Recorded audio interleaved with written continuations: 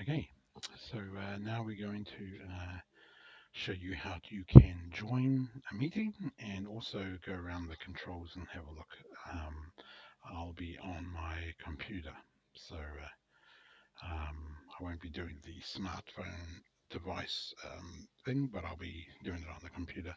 If you can, always try and do it on the computer because you have a lot more options, and but uh, you know you can just learn on your smart device. It's quite easy once you get the hang of it. So yeah, so I'm gonna switch across to my computer.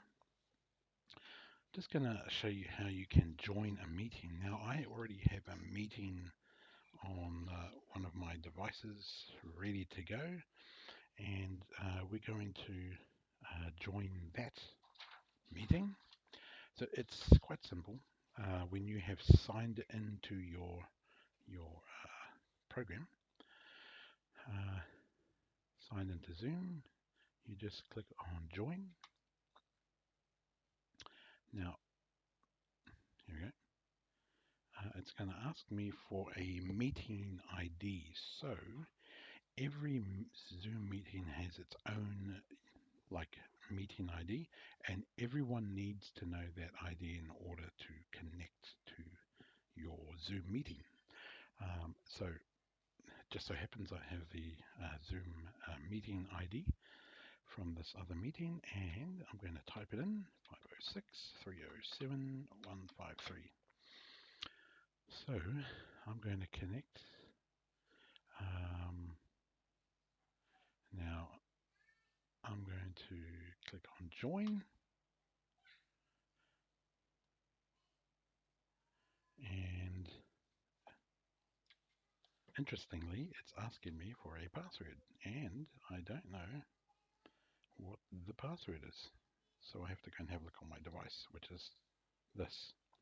So the password is 140273. 140273, and join. The So this is the window that pops up. Now I have a webcam over here, and this is going to ask me, do I want to join with this video so that everyone else can see me, or do I want to join without the video?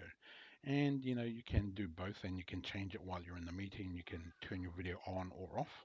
So I'm just going to click join with video, and it's thinking, and this is what pops up, and that. So it's going to ask me about audio as well. So it's going to ask join with computer audio, and because I'm on my computer, I'm going to click yes. Now you are using computer audio. Now this is what it looks like. So this is my other device or my other meeting. So this thing up the top here, this that's my device. Now what I'm going to be doing, just going to do something first. Okay, right here. This screen here is the other person or the host. Now, if you have a look, we're just going to go through the buttons, through the tools on here. This thing up here called Gallery View, I like that. I like to change it. So if you click on Speaker View, it's going to put in this screen those people who are talking. So it's only one person. And if you have like 10 people and you have it on this view, then and they're all talking, it's going to switch between them, and it's a bit crazy. So I like to change it and click gallery view. That way it will put them all in a grid and you can see them. The good thing is you can mute yourself so that no one can hear you, or unmute. I can stop my video. So if I stop my video, you can't see me. I'll turn the video back on. This invite button here, so we're just going to go through them. So if I click on this button here, now I can change all of my video settings here. Now that's something that is good to understand. So if we click on video settings, this is where everything happens. So if I go to video, and what I recommend you do every time you connect or if you host is go to that control and come down here to display up to 49%. Put a tick in this box there, and click out of there. What that'll do is that'll grid everyone on the screen there. So I'm going to show you what this invite means. So if I click on invite, I can invite people. So if I click on email, I can email people using my email service. So or I could copy the invitation to my clipboard, or copy it and then paste it somewhere. See down here, it has the meeting password. So when I set up on my device to make the meeting, I put a password in. If I click this Gmail, it's going to open up my Gmail, and it is going to put this information there. So if I send that out to myself, Micah, I can send it to everyone else. So I'll send it to my wife, and I will change this to kia ora everyone, please come to our meeting via Zoom. And you can type in whatever you want. Notice in here it has the link, so people can, when people get this email, and I'm going to send this to myself too, so you guys can see. Okay, because I have two email addresses, right? And I'm going to click send. So I'm going to get rid of these windows, go send. It will now send. So someone will get this message, and if I go to my email, and oh, here we go, I got an email message. It says, kia ora everyone, please come to our meeting via Zoom. Now I can just click on this and it will just let me straight in. And that's one of the cool things. But I'm going to go back to my Zoom meeting. So that's what this button here does. It's really great. This button here is the participants button. So if I click that, I can, it will bring up everyone in the meeting. So currently there's just me and myself.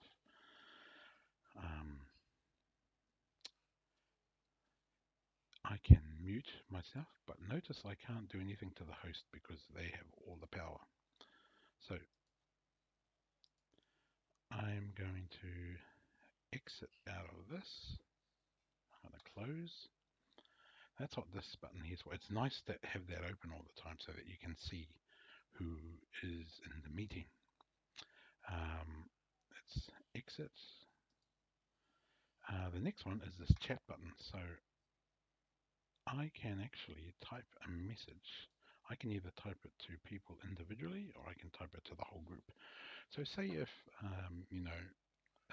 someone has got their microphone on mute, they can still communicate using this.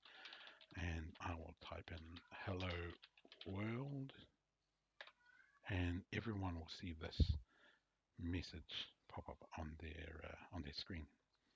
So I'm going to exit out of that. The next one is the chat button. Now the chat, oh sorry, no, we've just been from there, sorry. The next one is the record button. So we can record this session, which is quite useful. So if I click record, it's going to ask, please request recording permission from the meeting host. So, you know, that comes in handy too. So if you are the host, someone else wants to record what the meeting is all about, or they want to record the meeting, then you need to get permission from the host. So that's that. So yeah, but because I'm a participant, I can't do that. This other thing, reactions, is just, you know, your emojis, your thumbs up, things like that. And this is basically, if you're trying to get the meeting ID, then up the top here has the meeting ID, or you can click on this info button. It's very hard to see, but if you click on it, it will give you all the Zoom meeting particulars. It's got the meeting ID and it's got the password. So yeah, um, that's that. One thing I forgot to mention too is that if you have people who don't have internet and they can ring up using their phone, I'm going to bring back this screen so you can see. If they have it doesn't have to be a smartphone, it could be a landline phone, but there is a phone number that people with phones can ring and they can join in. So I'm going to show you the phone number. The phone number is on the website somewhere, but I forgot where. So I've got the phone number here, and here it is. And I'm going to, where are we? I'm going to bring it up on your screen so that you can see it.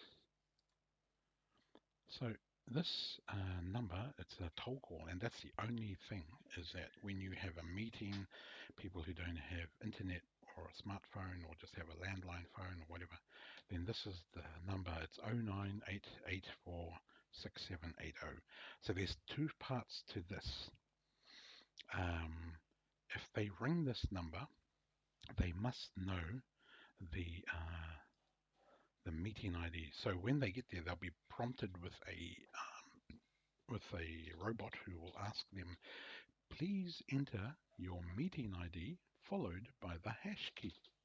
So basically, you know, you get them to dial and then press the hash key. Now, there's going to be a second question that the operator will ask, and that is, please enter your participant ID. Now, you don't have to, you can just press hash. So those are the two things that you must remember when you're phoning in, is that ring this number down the bottom here, and also tell them the meeting ID. So I will ring the phone number. When I get through to the phone number, to the person on the other end, they'll ask for the meeting ID. I will put it in my phone, and then I will press the hash key. Then it will ask me, please enter your participant ID or press the hash key. I'll press the hash key again, and then I will be connected.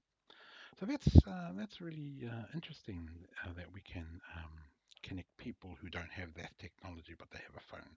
The only drawback is it might be a toll call. So depending on what kind of a phone plan they're on, there may be costs incurred. So yeah, those are some of the things to be aware of for connecting.